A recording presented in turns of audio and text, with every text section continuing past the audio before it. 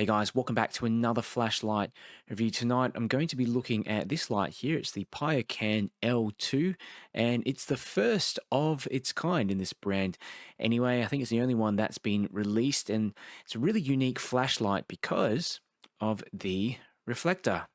As you can see here, it's kind of a combination smooth and orange peel reflector, something I've never seen before in a flashlight, though a few of you guys out there have commented it's a design that you have seen on some much older models there.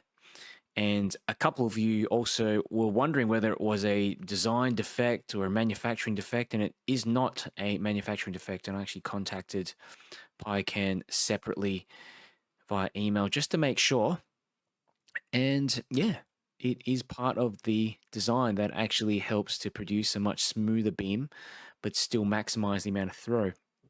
The L2 is a seriously strong thrower, especially for the size, so do hang around till the end. I'll go through a bunch of beam shots and tests. Alrighty, so what you see here is basically what you get in the box. You get the L2 itself, a 14500 cell battery here, user manual, couple of spare O-rings. I've also got a USB-C charging cable, a lanyard, of course the box itself, which is really quite basic. And if you're very observant, I'm sure you might notice some similarities between the battery and even this little packaging here with another flashlight brand out there. If you know which one that is, let me know down in the comments. And here is the L2 next to a bunch of other AA/14500 cell flashlights. You've got the Ace-Beam Pokelit AA, Lurkos TS10, and of course the Wuben X2, which has 2 times 14500 cells. It's around the same size as the Ace-Beam Pokelit AA, but as you can see, it is slightly wider in the general circumference, and the reflector is larger as well because of that, so it does throw significantly further. Alrighty, so here is a little close-up of the L2. And you can see the construction is pretty decent, especially for this price point. And it really is a simple sort of design. You've got some of these tasteful cutouts here on the head, tail cap as well. Some cutouts here back on the tail cap, similar to the ones on the head. You've got a bit of knurling down the side of the flashlight as well, which is good. Wish that it was a little bit more grippier though. The anodization, smooth all the way over, but you know, it has this kind of slipperiness to it as well. I got the green version, as you can see, but it also does come in black. As you can see here with the clip, you got this double-sided friction clip, which is pretty good because you can stick that onto your hat, put it in your pocket. It's not a deep carry clip, as you can see. Single rubber switch on the tail, and it does protrude slightly, as you can see, but it's not one of those sort of mashy sort of buttons. It does feel very firm to the touch. It takes a decent sort of press to activate the flashlight. Good thing about these tail switch flashlights is that they're just so easy to find in the dark. And the L2 does take a 14500 cell, also accepts AA and nickel metal hydride. So that's always good, especially in an emergency. Those AA cells are very, very easy to find. So something that's beginners friendly. And also for people that don't usually use flashlights, maybe keep a bunch of AA batteries around the house, you know, it's very convenient. All right, so just a little peek down the head, and this is the Osram P8. And I've never heard of this LED until I got this flashlight. I've only heard of the Osram P9. And yeah, it's an interesting sort of LED because I know it was released around the same time as the P9, but it looks, you know, on closer inspection, it looks like it has a smaller dye surface than the P9. So that might actually help improve its throw. I can't be 100% certain unless I swap in a P9 into this host. But yeah, as you can see, that reflector there, really quite interesting. You know, eliminates maybe some beam artifacts with that orange peel bottom part of the reflector, and then you've got that, most of it really just smooth, maximizing on throw. Something that I think a few other flashlight brands could implement in their lights as well, because I know there are some other lights I have that use smaller reflectors like this and have very ringy sort of beams. So I wouldn't mind sacrificing a little bit of throw for a nicer looking beam. Slightly crenulated, okay? Well, I don't know if you'd even call it crenulation, but just allows you to see the light coming out from the head when you've got the light head down on the table. So let's talk a little bit about the UI, and the L2 has a very simple UI, and I'd say, those days are gone where I really like complex, multi-configuration UIs that allow you to customize absolutely everything, even the auxiliary lights. These days I just prefer much more simple ones, just like this one that you can find on the L2. And essentially how it works, you press the tail switch to turn it on, okay? And you half press the cycle between low, medium, high. That's basically it. And you've got to also double press for strobe, okay, like that. And the good thing I like about this light as well is that it has a 1 second memory mode. So turn off, turn on, okay? And for some reason unknown to me, a lot of these small lights have these 3-second memory modes, which I think is just too long. So if I wanted to activate this mode, turn the light off for a second, turn it back on, it remembers that last mode. But a lot of other lights of this size, you turn it off and you really have to turn it off for 3 seconds. Otherwise, it will just go straight to the next mode. It's a little bit annoying, especially if you're, looking to reactivate that flashlight pretty quickly in the dark. You don't want to accidentally blind yourself on a high mode. You can see here on the high mode, you basically just get under 2 minutes of runtime on 100%, which is pretty impressive for a small flashlight like this. And you can see the light just drops in output about to 40% by the 4-minute mark, where it continued until the rest of the test, until 10 minutes. So you can see it slightly dip from the 4 to 10-minute mark. This is another ceiling mounts test I ran on the medium mode, and you can see here starts off at 100% and slowly drops to about 85% by 30 minutes, at which the light steps down to about 40 to 45%.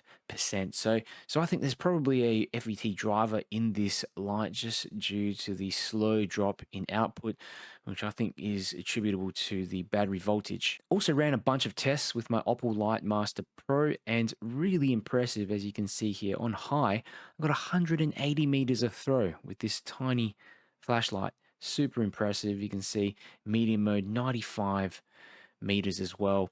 CCT range from 5,500 to 5,800 on high, and you can see the CRI also was between 65 to 67. I describe the beam as mainly throwy, and you got a decent amount of flood as well, just thanks to that orange peel part of the reflector down at the base. Didn't notice any artifacts as well, just a nice smooth kind of throwy beam. So some considerations that you need to be aware of. The clip here I think could be a little bit more rigid, maybe better with some stronger steel. Okay, it's decent, but does feel a little more pliable than some of my other clips that I've used, especially on AA flashlights. By all means, it's still functional and works well, but it's just something that I noticed. Like I mentioned before, it looks like this light might also have an FET driver. So yeah, as the battery voltage drops, you're gonna notice a drop in output. And yeah, I've just based that on that longer runtime test I've done on medium. Another consideration is that it also just doesn't tail stand. So yeah. Overall, I think this is one of the best value throwy EDC flashlights out there. It's affordable, easily accessible by anyone out there through Amazon, and also takes primary cells, which is a huge bonus, especially for mainstream users, and in case of power outages as well. So solid little AA/14500 flashlight. If you're interested in getting one of these, check the video description below. Have a link directly to the PIOOCAN L2. If you have any questions as well, just let me know down in the comments. I'll do my best to get back to you. I'm sure I've missed out a thing here or there. If you like the video, do me a big favor, click the like button and share it with a friend. It really helps me to get my content out to more people and doesn't cost you a cent. Finally, if you want to see more flashlight reviews and keep up to date with the latest flashlight news, make sure you subscribe. PIOOCAN L2, and we'll start out in the lowest mode. Sort of see it in the foreground, second mode. And this goes all the way to the center of that field very easily. As you can see, it does tint the back, but very, very gently. And that's the highest mode. Really just 3 modes, and this is really impressive. For such a little light, that Osram P8 does a fantastic job. Look at that. It's like having a little spotlight in your pocket. Makes easy work out of these trees in the front, but those trees in the back, I can definitely see the trunks and that larger clump of shrub in the center. General foliage. Okay, 1, 2, second mode, and second mode is pretty decent as well. Does reach the back, kind of tint it a little, but that's the highest and quite impressive. Look at that beam. Go for a walk.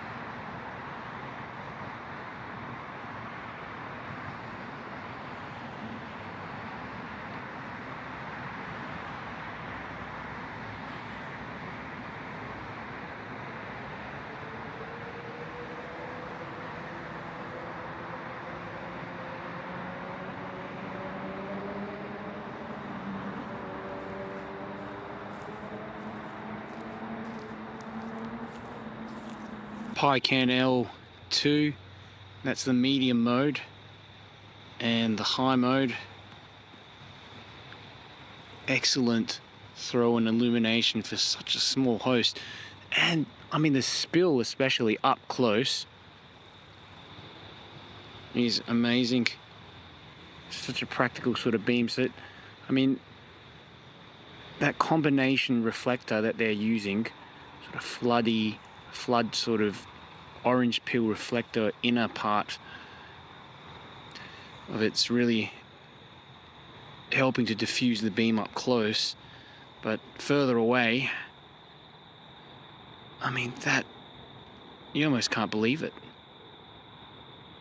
You almost can't believe it. Amazing. I think that's a bat. Yeah.